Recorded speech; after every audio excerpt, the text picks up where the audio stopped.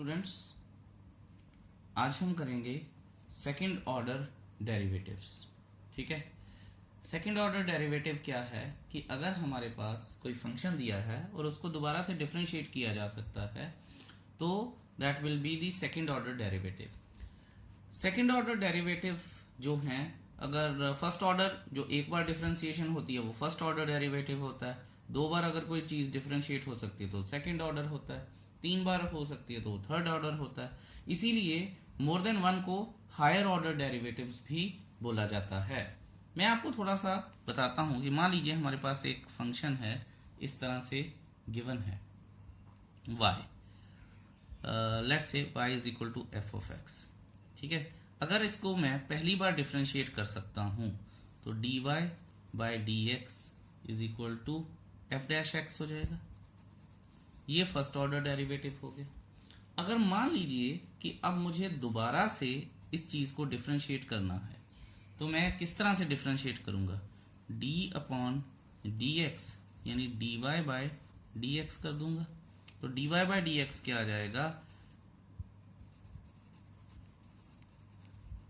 अब देखिए ये बन गया हमारे पास सेकंड ऑर्डर डेरिवेटिव। कुछ स्टूडेंट्स के मन में ये ख्याल आता है कि ये होता कैसे है, तो मैं आपको वो अभी बता दूंगा by taking some example, self made examples और एनसीईआरटी के एग्जांपल से मैं आपको ये चीज बता दूंगा। लेकिन अभी ये देखते हैं कि इसको कुछ टीचर्स या कुछ authors d2y by D x square भी बोलते हैं, कुछ इसको बोलते हैं D square Y upon D x square. जैसे मैं प्रिफर करता हूं इसे बोलना सेकंड ऑर्डर डेरिवेटिव। तो दिख ही रहा कि सेकंड ऑर्डर डेरिवेटिव है तो हम सिंपल बोल देते हैं, और आप किसी भी तरीके से इसको ले सकते हैं, कोई परेशानी है नहीं है। अगर इसको दोबारा से डिफरेंशिएट करना होगा तो वो थर्ड ऑर्डर डेरिवेटिव बन जाएगा। देखिए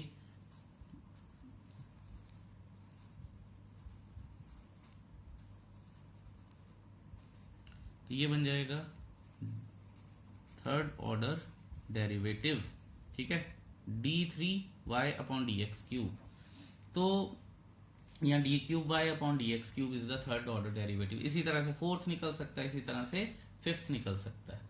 ठीक है, just piece of information for you, जितने भी हमारे पास ट्रिग्नोमेट्रिक फंक्शंस होते हैं वो सारे ही इस तरह से हम सॉल्व कर सकते हैं। उन्हें फर्स्ट ऑर्डर में, सेकंड ऑर्डर में, थर्ड ऑर्डर में किसी में भी चेंज किया जा सकता है। ठीक है, लेकिन विद रिस्पेक्ट का ध्यान रखिएगा, ये बहुत इंपॉर्टेंट चीज है और स्टूडेंट्स मिस कर जाते हैं इस चीज को कि विद रिस्पेक्ट का ध्यान नहीं रखते हैं वो, तो वो गड़बड़ हो जाता है।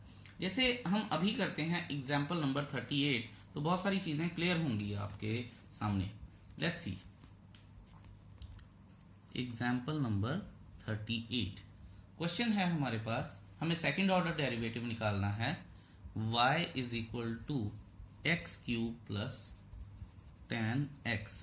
तो ये आ जाएगा मेरे पास फर्स्ट ऑर्डर डेरिवेटिव, जो हमारा प्रोटोकॉल है 3x square plus ten x की डिफरेंशिएशन होती है second square x.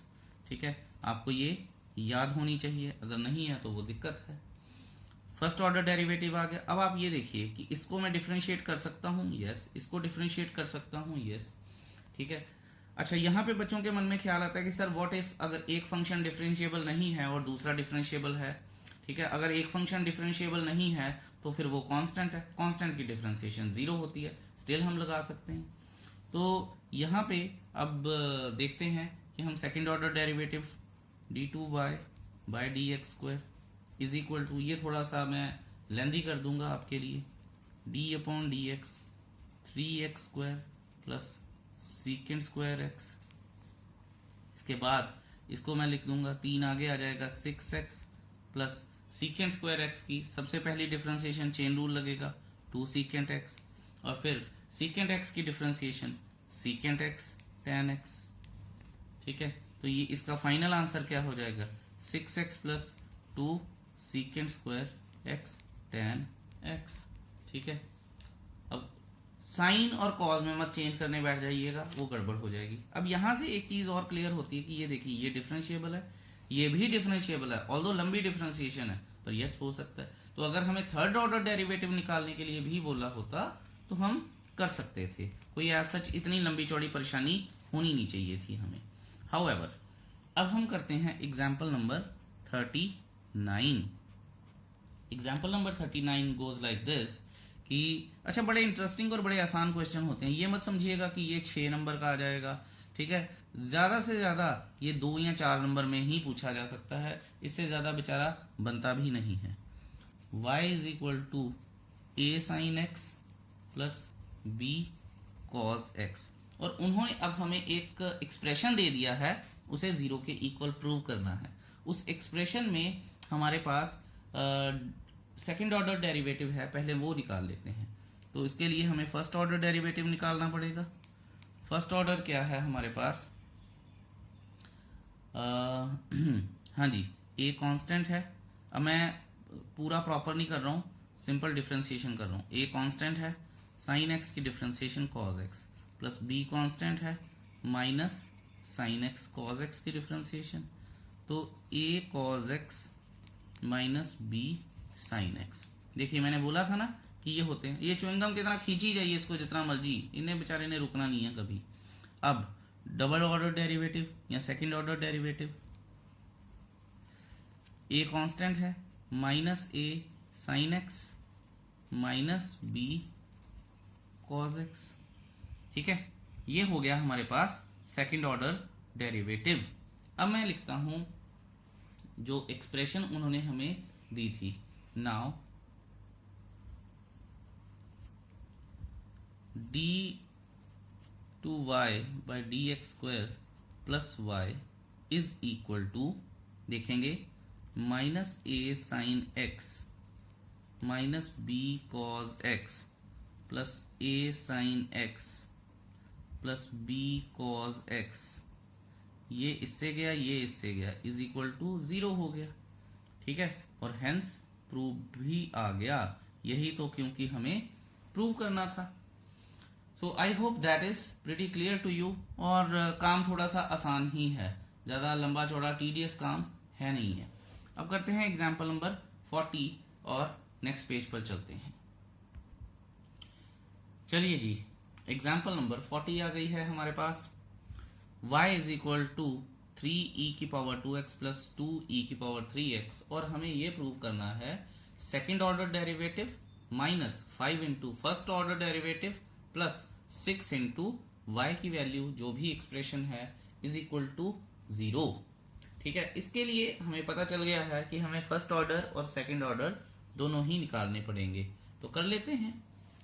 dy by differentiating both sides, ठीक है। 3 कांस्टेंट है, ध्यान से देखेंगे, और e की पावर x वही डिफरेंशिएशन होती है, 2x की डिफरेंशिएशन 2 आ जाएगी, plus 2 into E 3x into 3। I hope that is clear to you. कोई भी इसमें परेशानी होनी नहीं चाहिए आपको। ये आ जाएगा 6e की पावर 2x प्लस 6e की पावर 3x, ठीक है। अब डबल ऑर्डर डेरिवेटिव लेंगे इसका, ठीक है। अगेन डिफरेंशिएटिंग बोथ साइड्स, तो ये आ जाएगा हमारे पास 12e की पावर 2x प्लस 18e की पावर 3x, ठीक है। मैंने सीधा सीधा कर दिया, अगर आप चाहें तो आप ऊपर वाले तरीके से कर सकते हैं। तो डबल ऑर्डर डेरिवेटिव भी आ गया हमारे पास। नाउ कंसिडरिंग, क्या कंसिडर करना है हमें? देखिए, d2y by D x square minus 5 into D Y by D X plus 6y, ठीक है। तो ये कंसिडर करते हैं। अगर मुझे यहां पे पता है 6y है, ठीक है, तो या तो मैं पहले ही मल्टीप्लाई कर लूं या फिर मुझे इसी एक्सप्रेशन में सारा कुछ करके दिखाना पड़ेगा, जो कि किया भी जा सकता है। लेट अस सी कैसे। अब आप ये देखिए और ध्यान से देखिएगा, 12e की पावर 2x प्लस 18e की power 3x minus 5 into D Y by D X हमारे पास था 6e की पावर 2x प्लस 6e की पावर 3x, और 6 इंटू वाई कितना है हमारे पास? 3 ई की पावर 2x प्लस 2e की पावर 3x। ठीक है जी, okay.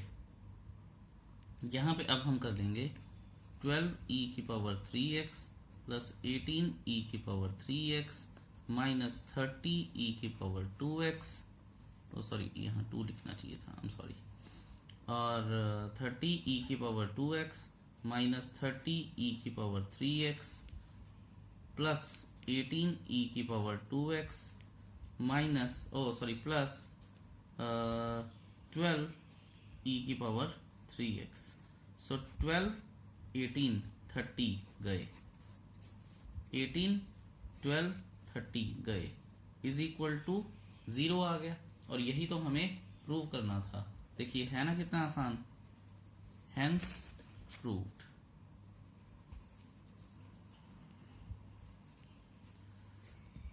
It is really easy. अब हम करते हैं एग्जाम्पल नंबर 41।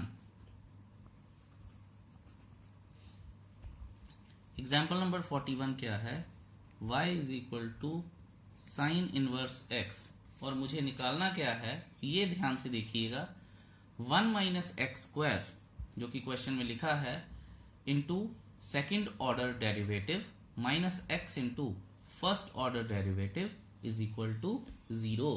तो देखते हैं जी कि इसका फर्स्ट ऑर्डर लेते हैं पहले, dy by dx is equal to 1/1 minus x square. ठीक है, ये आ गया हमारे पास। अब ध्यान से देखते जाइएगा कि हमें करना क्या क्या है। ठीक है, अदरवाइज ये मुश्किल है। अब बच्चे क्या करते हैं, बच्चे ये करते हैं कि इसको यहीं पे डिफरेंशिएट करना शुरू कर देते हैं बाय कोशेंट रूल, जो कि हो सकता है, कोई परेशानी नहीं है। ठीक है, चलिए इसको इस तरह से कर ही लेते हैं। सेकंड ऑर्डर डेरिवेटिव निकालते हैं, d2y by dx square by quotient rule. तो जब यहाँ कोशेंट रूल लगेगा तो 1 माइनस एक्स स्क्वायर, इसका तो सबसे पहले आ जाएगा square, denominator into differentiation of numerator जो कि 0 है, minus numerator into differentiation of denominator. अब आप ये देखिए कि मुझे इसकी डिफरेंशिएशन करनी। मैंने आपको बताया था कि अंडर रूट में कुछ भी हो वो किस तरह से हमारे पास बन जाएगा, वो बन जाएगा 1/2 इंटू 1/1 माइनस एक्स स्क्वायर, और इसकी डिफरेंशिएशन अब हम करेंगे जो कि आएगी -2x। आई होप कि ये आप 5.6 की हमारी डिस्कशन को याद रखेंगे। ये और ये गया कट, ये पूरा हो गया 0, ये आ गया नीचे, तो हमारे पास क्या आएगा, अब इसमें ये आएगा माइनस और माइनस हो जाएगा plus x/1 minus x square into 1 minus x square, ये चीज आ गई है। सो कोई भी परेशानी नहीं होनी चाहिए। ये हमारे पास एक तरीका आ गया है, क्योंकि नॉर्मली जो स्टूडेंट्स हैं वो इसी तरीके से प्रोसीड करते हैं, इसलिए मैंने आपको ये करवाया है। अदरवाइज जो एनसीईआरटी में तरीके किए गए हैं जेन्युइन वो भी हैं, कोई परेशानी है नहीं है उनमें। ठीक है, लेकिन स्टूडेंट्स कहते हैं कि सर हमें कैसे पता चलेगा, and which is quite right, कि उन्हें कैसे पता चलेगा कि ये क्वेश्चन ऐसे करना। सो हम इसको अगर कर सकते हैं तो हम जरूर करेंगे, अदरवाइज आप मेथड कोई भी लगाइए, कोई परेशानी है नहीं है। अब आप ये देखिए कि बाकी तामझाम से ये काम ज्यादा आसान हो गया। मैं यहां पे लिख लेता हूं कंसिडरिंग